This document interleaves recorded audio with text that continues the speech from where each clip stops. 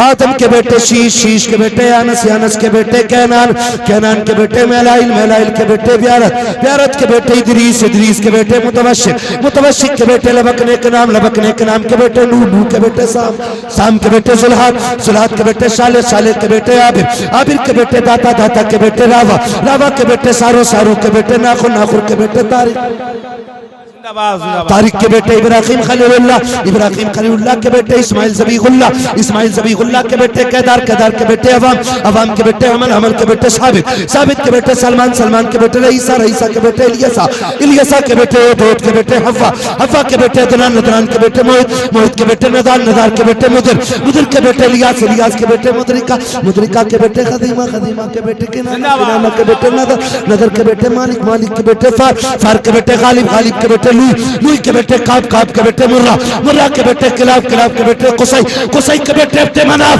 अब्दे मनाफ के बेटे हाशिम है, हाशिम के बेटे अब्दुल मुत्तलिब है, अब्दुल मुत्तलिब के बेटे अब्दुल्लाह है, अब्दुल्लाह के बेटे मोहम्मदुर रसूलुल्लाह। नारे तकबीर, नारे रिसालत, अज़मत मुस्तफा, शान मुस्तफा, मसलके आला हज़रत, फैज़ाने आला हज़रत, इश्क मोहब्बत, इश्क मोहब्बत, आला हज़रत मुफ्ती अम्माद साहब क़िबला जिंदाबाद, जिंदाबाद। सलामत रहे। कोशिश ये करें जलसा कभी भी करें मूड बनाने के लिए नहीं, तकदीर बनाने के लिए करना है, तकदीर बनाने के लिए करना। हुजूर की महफिल और कोई बड़ी बात नहीं है, हुजूर तवज्जो कर दे तो बिगड़े मुकद्दर सवर जाएंगे इंशाअल्लाह।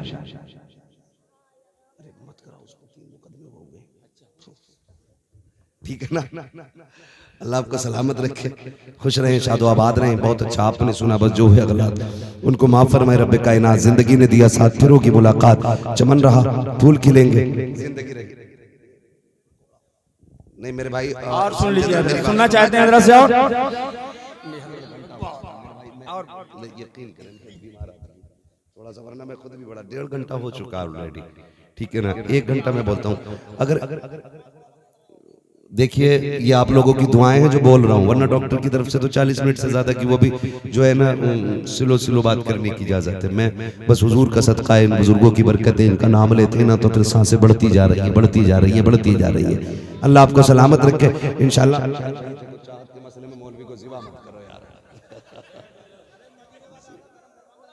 देखो करम तो होता ही है। चलो नारा लगाओ, नारे तकबीर, नारे रिसालत, मसलके आला हज़रत, नारे हैदरी जिंदाबाद। अगर इतनी ताकत मुफ्ती अम्माद साहब क़िबला, ताकत मुझ में होती ना 2 घंटे और करता। ताकत तुम्हारे अंदर। खुदा सलामत रखे सारे लोगों को। और ये महफिल आपने सजाई है तो कभी भी इसकी महफिल का मसला ये नहीं होना चाहिए कि भाई मूड बन जाए। कई बार ऐसा होता है यार उसको बुला लो मजा आ जाता है, उसको बुला लो मजा आ जाता है। कुछ नहीं, मजा कुछ नहीं, मजा कुछ नहीं। हुजूर की महफिल है, यहाँ बंदा आके बैठता है ना तो महफिल खत्म होते होते सबके गुनाह माफ कर दिए जाते हैं। लेकिन हुकूकुल इबाद बैठे बैठे माफ नहीं होने, इनका हिसाब बराबर होना है। हुकूकुल्लाह और हुकूकुल इबाद इनका मसला मुश्किल है। हुकूकुल्लाह तो फिर भी रब बख्श दे अपने करम से, हालांकि वो इतना करीम है कि वो जो चाहे बख्श दे, लेकिन उसका ही निज़ाम है कि हुकूकुल इबाद उस वक्त तक माफ नहीं होना है जब तक हिसाब बराबर नहीं करा लेना है। ठीक है ना? तो इसलिए कोशिश ये करेंगे कि हम अपने आप को बेहतर करें, अपने आप को संवारें, जिंदगी को बेहतर करें। सरकार गरीब नवाज हिंदुस्तान तशरीफ लाए ना, तो इस हिंदुस्तान में जो दीन फैलाए ना ये किरदार की वजह से, सिर्फ किरदार की वजह से।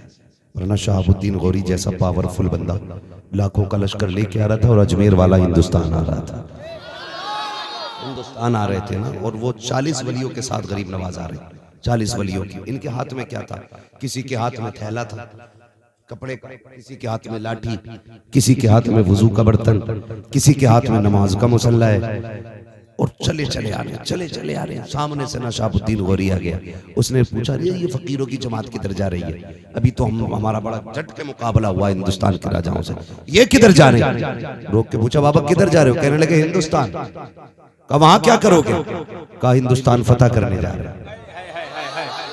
शहाबुद्दीन गौरी ने कहा रे देखो तो इन्हें हो क्या गया, 40 लोग खाली हाथ और फतह की बात कर रहे हैं हिंदुस्तान का। बाबा जरा दिमाग ठीक है ना, लश्कर देखो लाखों है मेरे पास, खाली हाथ नहीं, सब पे तलवारें, ढाले, घोड़े, ऊंट, सारे ये चीजें हमारी सवारियों के लिए। तुम खाली हाथ हिंदुस्तान फतह करोगे? कहा हाँ। कहा लौट चलो, क्यों ऐसी बातें कर रहे हो? कहा हम तो लौट आए, तुम्हें भी आना पड़ेगा। फरमाने लगे हम नहीं आएंगे, हम नहीं आएंगे। कहा तुम क्या करोगे? कहा हिंदुस्तान फतह करेंगे। कहा कैसे? फरमाने लगे तू इसलिए लौट आया कि तू तलवार के भरोसे गया था, हम इसलिए नहीं लौटेंगे कि हम परवरदिगार के भरोसे जा रहे हैं। जिंदाबाद जिंदाबाद। परवरदिगार के भरोसे जा रहे हैं। फिर गरीब नवाज आए और आकर के वो अखलाक पेश किया, वो अखलाक पेश किया कि चोटी के पंडित भी कलमा पढ़ के मुसलमान हो रहे थे। जिंदाबाद जिंदाबाद। ये उनके किरदार की बात थी, ये अखलाक की बात थी। एक गधे ने तहरीर लिखी, एक लाइन में लिखा अजमेर वाले ने जो कब्जा किया गया ना, ये जबरदस्ती धर्म परिवर्तन कराया गया। मैं कहता हूं इससे तो तुम्हारी कमजोरी और बुज़दिली नजर आती है। तुम शहाबुद्दीन गौरी को ताकत के बलबूते पे भगा देते हो, और वो कितनी ताकत लेके आया था, जो अकेला बंदा आकर के जबरदस्ती दीन तुम्हारे अंदर डाल रहा था। तुम कैसे कह सकते हो कि जबरदस्ती धर्म परिवर्तन कराया गया? नहीं, खुदा की कसम, उसकी चौखट का कमाल ये था, जो उसकी बातें सुनता था उसका हो जाता था, और वो ये कहता था अगर ये इतना प्यारा है तो फिर इसका नाना मदीने वाला कितना प्यारा।